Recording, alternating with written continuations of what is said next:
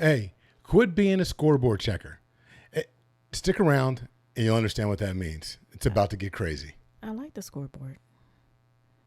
5, 4, 3, 2, 1. Whether you've been married 1 or 20 plus years, at some point you realize you married into crazy. And that's what our show is all about. If your marriage or relationship is compassionate, real, accountable, zealous and yielding, or just plain crazy, Snooks and Lovey offer love, laughter, and a dose of reality as they unpack this thing called marriage. Sit back, relax, and get your ear hustle on. It's time to start the conversation. Welcome back to another episode of the Married into Crazy podcast with Snooks and Lovey. I'm Snooks. I'm Lovey, a hairless Lovey. I'm still trying to get used to shaving the beard. Hairless? Oh yeah, Lovey just shaved. Yeah, I haven't. It's been like I don't. How long was it? It's been a while. It's been close to a decade. No, you've had it shaved. It's been 10 years since you shaved. It has been. It looks that way. I feel 10 years younger. No. Hey, so welcome back to the Married into Crazy podcast. We talk about all things marriage, right? We've been married for 27 years. 27 and a half. Long years. No. Why? I was about to say, what's that even supposed to mean? No, not at all. We've been through some things. So for those of you that are new to the podcast, when we first got married, we won't even go into the preamble, to like the lead up, the courtship that lasted only 4 months because we were forced to meet each other. We were tricked, bamboozled. Plymouth Rock landed on us on a date. He just say he's not going to go into it. Anyway. Okay. So all that said, she had an estranged ex-boyfriend that was stalkerish, broke in to her home. Not broke in. Forced his way into her home and attacked her. He and I got into a fight. I got stabbed through the heart. He had 2 open heart surgeries. I'm telling what you said you wasn't gonna do. So I'm 2 open heart surgeries, and we made it. We made it through that, and you think, oh, that's a lot. But then 4 years later, she asked for a divorce. Mm-hmm. Not just out of the blue. There was a reason for it. There were a lot of things that led up to it, but we worked our way through it. And in that process, we decided that we needed to share with other couples, and we did. And it grew into this podcast and coaching and so many other things that we do to lift up the covenant of marriage. The bottom line was we decided to try and put something out there that didn't exist when we needed it. And that's what you're listening to today. So we come to you on a weekly basis and have been since 2018, sharing stories, anecdotes, things that we've gone through, but also things that we've heard from, with permission, from other individuals, and to talk about certain subjects. We bring on subject matter experts as well as other couples that can lift up your relationship as well. Mm-hmm. So just one way to stay connected to us, subscribe and review at YouTube or wherever you download podcasts. We're on all platforms. We are, right? Yes, we I don't are. want to be lying up in here. Go to marriedintocrazy.com and check out there's different ways that we could bless your marriage, from apparel. You see my shirt, to RTB, which is Raise the Bar. Virtual relationship self-help program. And then there's also our couples to couple coaching. Yep, absolutely. So there's a variety of different ways that we reach out to help you be the best that you can possibly be in your relationship as well. You might have a great relationship. Perhaps there's something that you might be able to pick up from one of the many different ways that we try and lift up the covenant that moves it from great to phenomenal. Mm-hmm. Maybe you listen to a couple that we interview that moves you from just okay to good. Wherever you are, we always believe that there's an opportunity to get better. Mm-hmm. And that came up this weekend. So I was traveling across country. I went to a business mastermind. So we're out in California, and I flew out to New Jersey. I said New York, but it's really New Jersey that I flew out to meet with some of the top minds in the United States when it comes to coaching from a variety of different perspectives. They're business coaches, health coaches, but we have a small group where we come together once a quarter from all over the nation to sit down and talk about how can we better serve our clients. So it was an awesome event. And came across. I didn't go. Lovey went. So. Well, you went last time. I know, but I'm just was making it plain and clear that I didn't go. She's making it sound like I didn't invite her. She was supposed to go. I literally didn't say that. I just said I didn't go. See. Because I wasn't invited. She was invited, y'all. But no, it was a great occurrence. You know what? I love. Sometimes you have to be in the room, right? I can't overstate how important it is to be in the room with other like-minded individuals.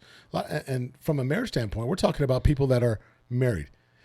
Too often, couples hang out with individuals that are other couples that aren't married, or individuals that are single, and they really need to be around couples that are married, that have skin in the game. Well, so here's my thing about hanging out with couples that are married or that are not married, but they're still a couple. I don't want to just hang out with a couple that's married. I want to hang out with a couple, like I said, married or not, that enjoy hanging out with each other.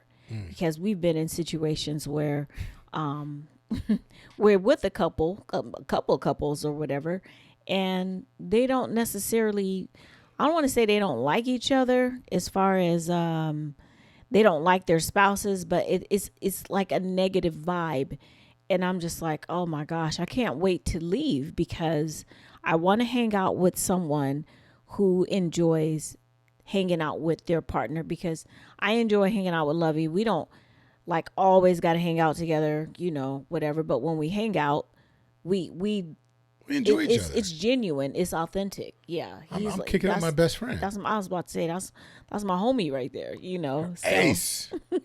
So, and one of the things that we even talk about is like iron sharpens iron. We believe we as couples should be sharpening each other.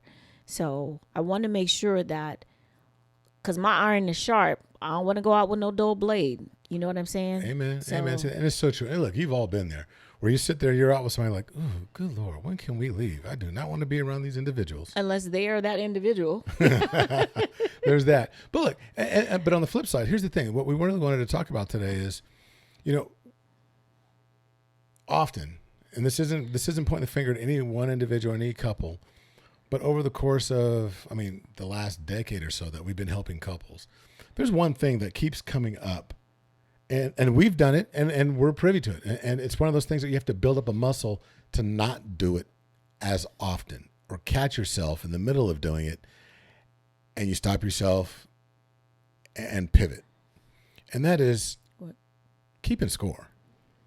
I never kept score. She is lying. Well, you said, or you did. Is that keeping score if I said you said something that you said? But you know what? Okay, so what, in your mind, what does it mean to keep score? To watch the scoreboard? To watch the scoreboard for me, it could. No, I won't say it could go anyway. Watching the scoreboard is watching the scoreboard. I'm keeping tracks of what you're doing versus what I'm doing. Tracks? Did I say that? I'm keeping track of what you're doing versus what I'm doing. It could be. You're like a preacher right now. Why? Adding the S. That's what I said. Did I say? Turn to the book of Matthew's. I was like, that's what I said. Is that another book? Did I say tracks? I corrected myself. I know, but I was like, the book of Matthew's. See, if you can go to Luke's. Okay. See what he just did right there? He just tried to shame me. He's trying to word shame me on the podcast. But no, I know you're joking. But seriously, it could go, I'm going to keep track of everything that I do versus things that he doesn't do. Or I'm going to keep track of all the times he messes up. And when I don't. So I say keeping track is keeping track. One is probably a little bit more harmful than the other. It could be, but then again, maybe not, because it could lead up to the first one, I'll say, of me keeping track of things that I do versus things that you do, could lead up to me keeping track of how you mess up, comparing. But that's what I think of when I think of keeping track or keeping a score. I'm keeping tallies. What is No, your, and it's the same thing. Okay. But I mean, it's not just about just actions, but it could be things like, oh, hey, I was going to go out and play golf with the fellas this weekend. you always go. I never get to. Is that what you mean? Yeah, something. I mean, I think it's all related, right? So what we end up doing is it's this comparison. We talk about how comparison is a thief of all joy, but we do it in our relationships way too often. We're comparing the situation that you're in right now, this moment, to something that happened before. It's being unforgiving, and it's actually keeping track of what the other person did or didn't do as compared to what we perceive we're able to do. It's all about perception, because more times than not, it's way off. Everybody does things, but you feel you're in your feels, right? You feel like, oh, well, I don't get to do that. You always get to do that. Like that time you did this, and the time you did that, and the time you did that, and I didn't get to do any of that. That's keeping score. And I think we need to get. I'm not even going to say I think. I know we need to get away from that. So how would you talk someone out of, or I want to say out of, how would you talk someone through that, that need to keep score? Because I'm sure there's a reason behind why they started keeping score in the first place. No, there is. Here's what it stems from. It stems from a sense of lack, a scarcity mindset. We talk about scarcity mindsets when it comes to finances, when it comes to moving forward in life, moving past certain obstacles and having a sense of fear. But there's also a sense of lack, like I'm missing something, like you're going to have more than me. It's that comparison. And what we need to do is get to the root cause of, why do you feel that way? Why is there a need? And it's genuinely more times than not going to be some misplaced or misguided sense of competition. So when you say misguided sense of competition, are you talking about it in a sense of competition over who does right, who does wrong, or I always do and you never do? So I mean, because it could go both. It could go two different ways. Does that make sense? No. So okay, so tell me, what do you mean by sense of competition then? No, I feel it's because we've been with couples where they sit there and say, I knew I was wrong. I knew I was wrong for saying it, but I said it just because I wasn't going to let them get the leg up. Or I wasn't going to let them do that because because she has a tendency to always to get her way, or that you're keeping score. But there's this competition. It's like, even though I know I'm wrong, I'm still going to do or say whatever it may be.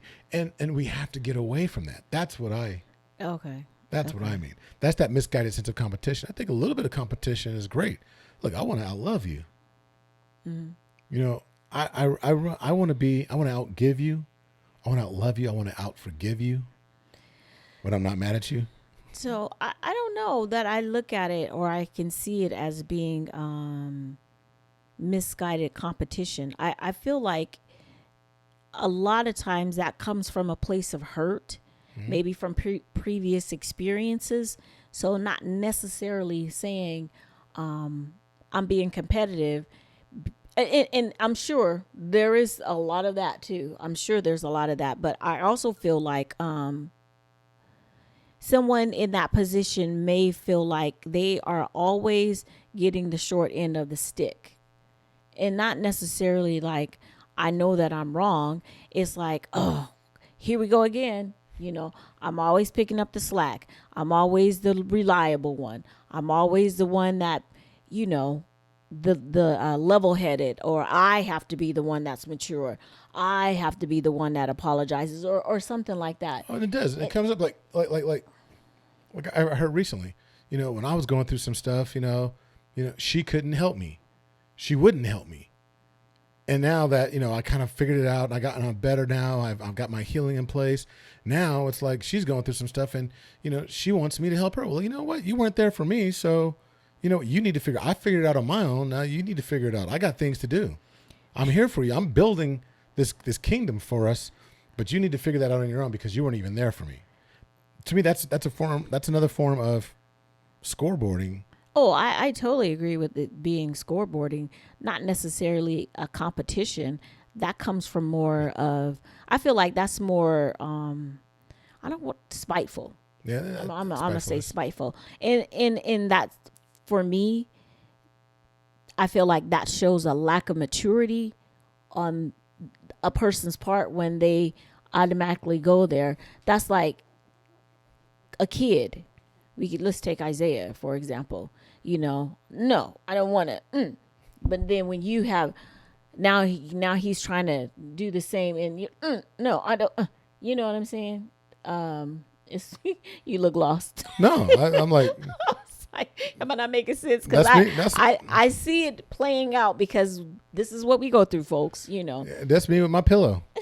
That's me with my pillow. Get off of my pillow. But it's like we have to learn that, number one. This is just my little opinion. If we're married and I'm going through something, we're going through something. We're going through something. Because honestly, you know I what I'm agree saying? with that. I agree with that. And I think that the whole mine and his and mine, there's too much division in a lot of the marriages or even in relationships. If we're here, we're not here. So if we're not here, that means if we're here, we're together. If we're not, we're apart, right? And all kind of stuff can get in between. It's like dental flaw, in between your teeth or whatever. That kind of stuff sits, it festers, the plaque and builds then up. Exactly, abscess, whatever, cavities. Then we got root canals, and then we're using a dental analogy, but at the end of the day, after all that stuff has been impacted in between, in the dental world, it's going to cost you a whole lot of money because your insurance is only going to pay for some of it. In a relationship world, is going to cost you a lot of money because money is, we always say that money is time. My time is very valuable. My mental health. So all of these things that it's going to cost. What are you willing to do to make sure that you don't have that? That's a great question. Because when you say, what are you willing to do? It's one of those things where it's funny. That's the question we pose to a lot of couples.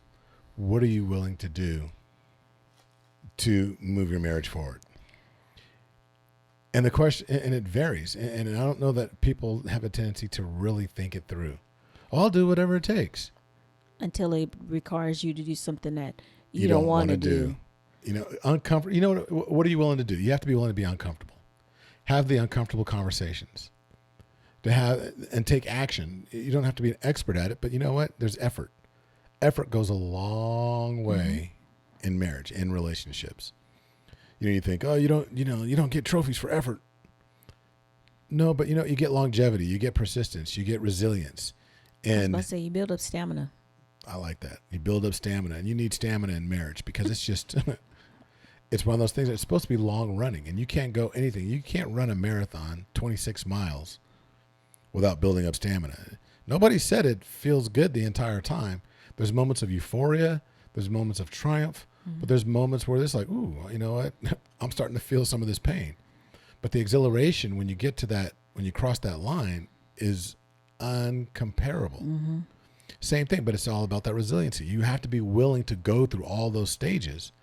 And so the question is, how do we do that? How do we do that? And that's what's going to bring us to this segment of the show called Raise the Bar. In this particular segment, Raise the Bar is sponsored by RaiseTheBarMarriage.com. And RaiseTheBarMarriage.com is a virtual relationship self-help program.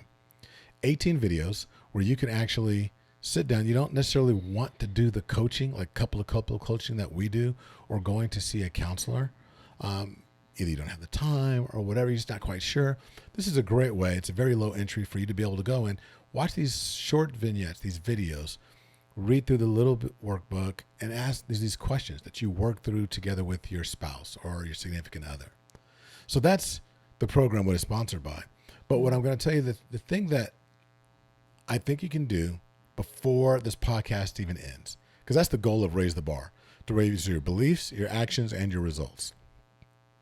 And the way that you can do that is practicing forgiveness. Mm-hmm.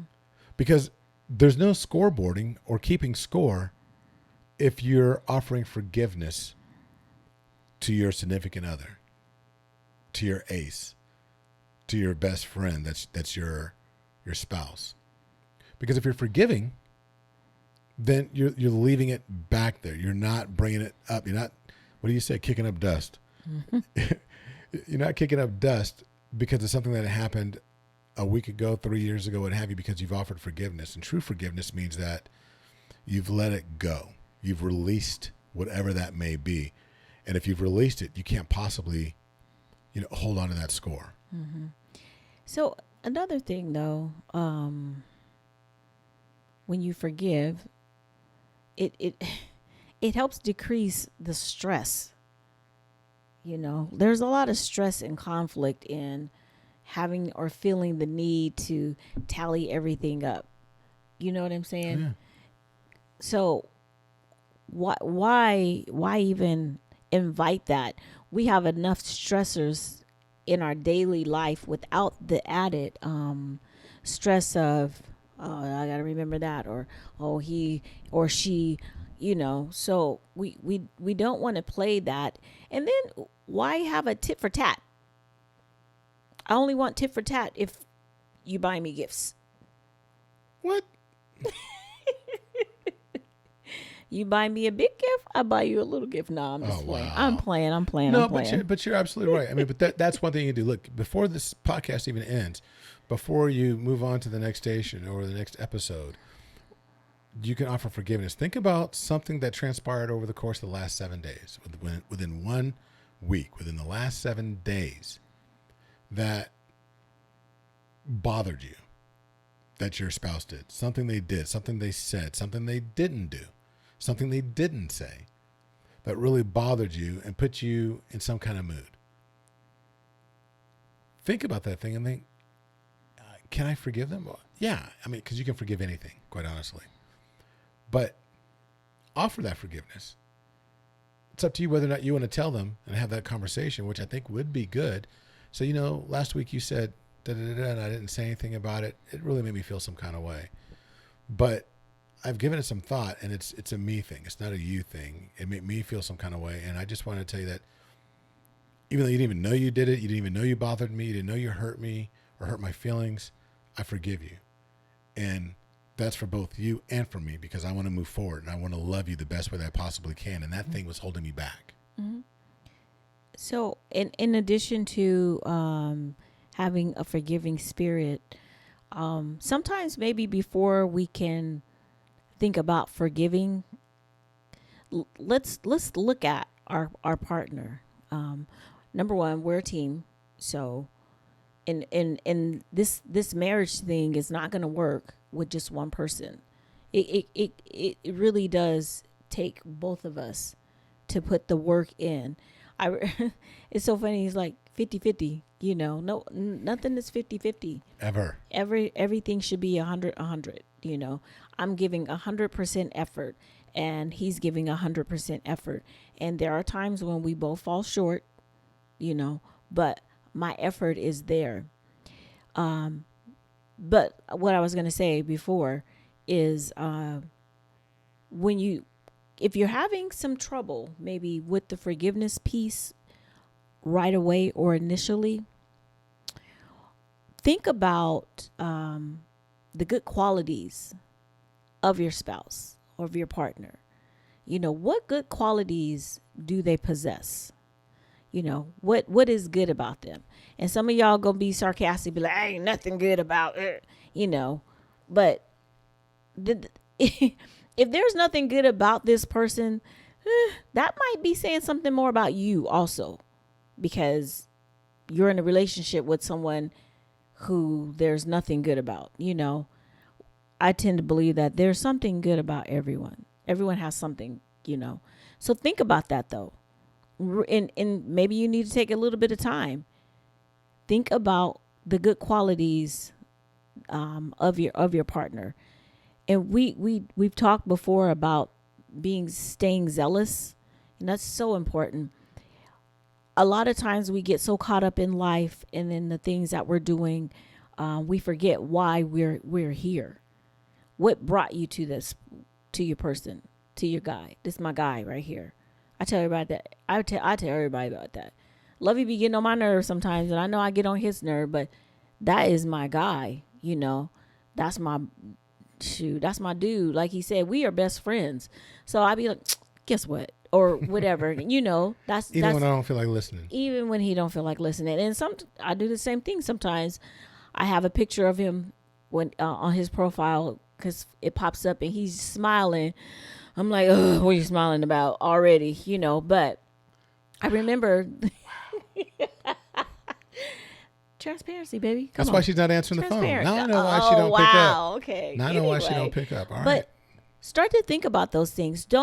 We're so wired. What is that? There's some study or something that was done about 85% of our thoughts are negative or something like that. We're so wired to go negative first. Let's practice letting go of that scarcity mindset, because when you think about a scarcity mindset, I feel like a lot of times you say scarcity mindset or scarce, people think monetary or, tangible type of things. Right. No, a scarcity mindset is negative. So let's start losing that and start focusing on positivity in your relationship. Is it easy? It is absolutely not easy. Is it worth it? Yes, it is. It's hard for me to do a push-up, but I know that it's worth it if I continue to do it. Muscle memory. So start thinking about the good things. First, practice going towards the good qualities that they have. And then when you recognize the good qualities that they have, what brought you back to them, that will hopefully help you in the forgiveness piece of it. Because you can't be in a relationship, just keeping it real. You are not going to be able to move forward in a relationship that is unforgiving. We are human. We all make mistakes.